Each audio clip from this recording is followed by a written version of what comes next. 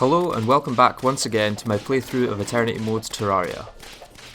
In this playthrough I'll be spinning a wheel after each boss to decide which class I use against the next boss. At the end of the last episode I defeated the Queen Bee, so it's time to go back to the wheel and see what class I get for the next one.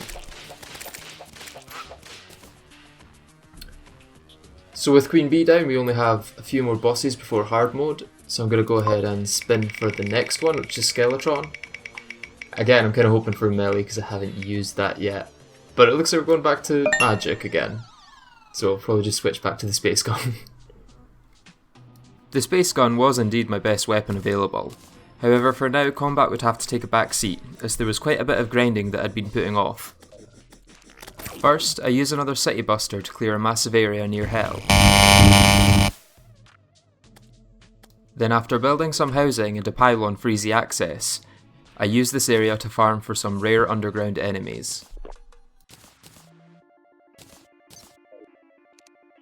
The main one I'm looking for is Tim, and luckily it doesn't take long for one to spawn. In fact, as I'm about to defeat the first, a second takes its place.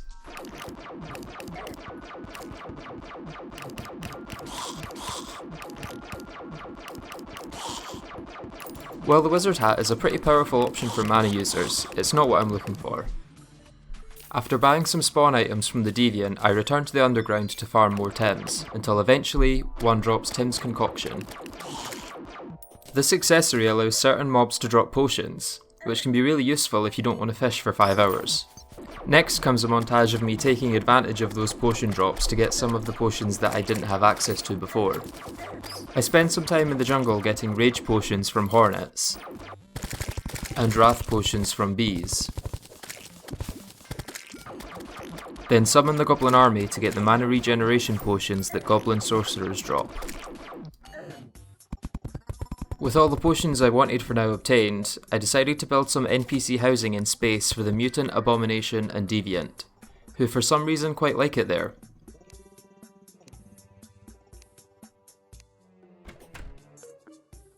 I also build a basic wooden cabin in the snow biome for the Tavern Keep and Demolitionist, although this is mainly just to get the pylon. With all that boring building out of the way, I decided to move on to the even more boring task of fishing. The main goal of this was to craft the Angler enchantment, as I knew it would come in handy once in hard mode. This mainly meant doing a lot of fishing quests for the Angler, along with a little bit of lava fishing.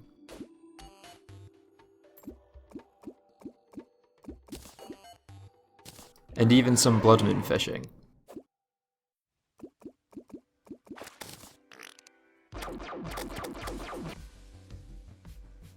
Eventually I gather all the ingredients I need and craft the enchantment, making fishing a breeze from here on out. It's at this point that OBS decided to stop recording audio for some reason, so you'll have to put up with just my voiceover and some music for the rest of the episode. Anyway, I decided now was about as good a time as any to try Skeletron, so I summoned him and quickly found myself getting used to phase 1. The changes in this phase are that the head and hands will occasionally shoot out a spread of bone projectiles which are affected by gravity. Additionally, Skeletron will sometimes place a target on the player and then spawn 4 diagonal walls of skulls to attack you. Once the hands are down, Skeletron will occasionally shoot out a spread of skulls which I could never quite get the hang of dodging. When spinning, he would also release a collection of skull projectiles which would then home in on the player, although these were much easier to dodge by just circling. I ended up dying on my first and second attempts, so before my third I equipped the Gutted Heart, the Eternity Mode drop from the Brain of Cthulhu. This increases player health by 10% and over time will spawn creepers that can block damage. The survivability afforded by this accessory made attempt number 3 a success, although not before an incredibly nerve-wracking final phase by Skeletron, where he essentially turns into a dungeon guardian and will kill you in one hit. With Skeletron down, I return to the picker wheel to see what class I'll get to use against Clops. I don't have the audio from this part, but I can confirm that it was mostly just me hoping for melee.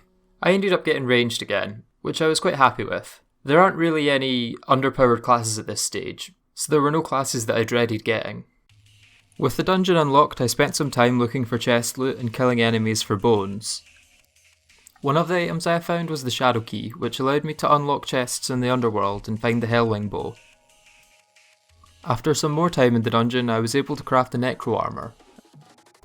And after even more time, the Phoenix Blaster. Thinking that was probably enough preparation for Deer Clops, I summoned him, and quickly found that that was not enough preparation for Deer Clops.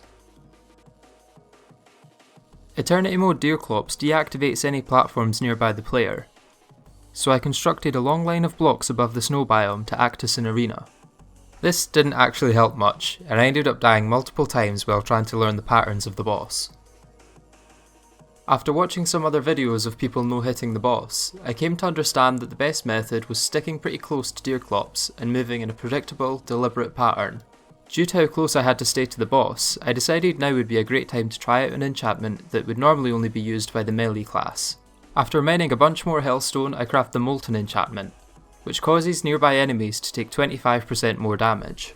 The area of this effect is within the Inferno Potion ring, which I already had. While this definitely helped deal extra damage, it took a few more attempts before I'd perfected the movements necessary. The first phase could be countered by performing 2 timed jumps followed by a dash. The second phase was mostly the same, except you also had to deal with a blast of snow projectiles and a death laser. That's not even the worst part though. The worst part is that when any of these attacks hit you, you get frozen, meaning if you're hit once, you're probably going to get hit 2 or 3 times. Luckily my high damage means this phase doesn't last too long, and I return to the picker wheel to choose my next class.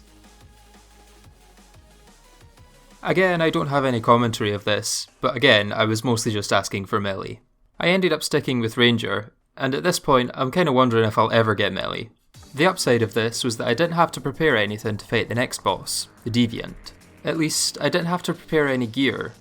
Mentally, on the other hand, I was going to have to prepare for quite a beating. The Deviant is unlike any boss in vanilla Terraria, featuring a wide array of attacks that the player must learn if they hope to defeat her. I won't go over all the attacks in this video, instead picking the 3 I found hardest and explaining them. First is a Phase 2 exclusive attack where the Deviant will swing her axe to release a geometric laser grid with gaps where you can avoid damage. Despite knowing exactly what to do here, I found myself almost always panicking and taking damage. The second most difficult in my opinion is this attack where the Deviant will rain down a line of hearts at an angle, and at the same time she also releases 4 pink hearts that will link to form a laser grid. In Phase 2 this attack gets even more difficult, with the addition of lines of hearts that move upwards as well. Lastly is this circular Cursed Flame attack. Now let me tell you, even without the Cursed Flames, this attack would still be cursed. When outside of the green aura around the Deviant, the player moves incredibly slowly, making dodging the Cursed Flame projectiles nearly impossible. Even worse is Phase 2, where in addition to this, a lingering circle of Cursed Flame projectiles is released. Despite the insanity of some of these attacks, I did end up having a successful attempt. I even found a way to get around the Cursed Flame projectiles by using my grappling hook. Defeating this boss was an incredibly triumphant moment for me, and I wish I still had the audio to portray how relieved I was. I opened the treasure bag and had a look at what I could craft with the deviating energy. I ended up making the Supreme Deathbringer Fairy, which gives too many effects to list, and the Zephyr Boots, which combine the effects of Lightning Boots and the Green Horseshoe Balloon. I then went to spin the picker wheel for the last time in pre-hard mode.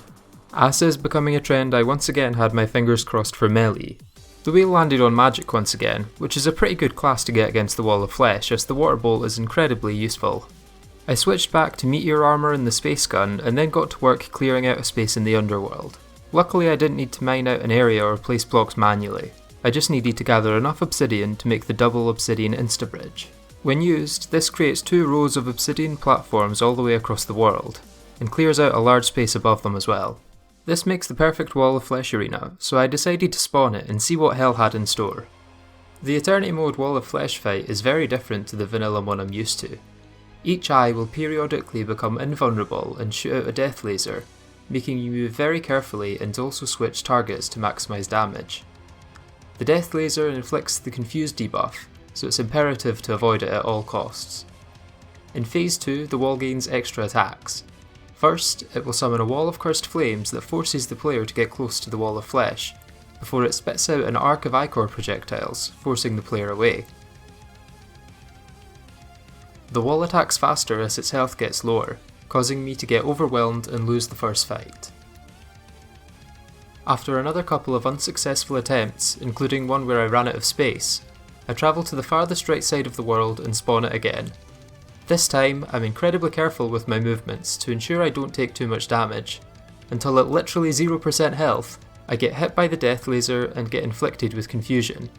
The chaos of the situation and the adrenaline makes me travel too far from the wall and it leeches onto me, sucking me in.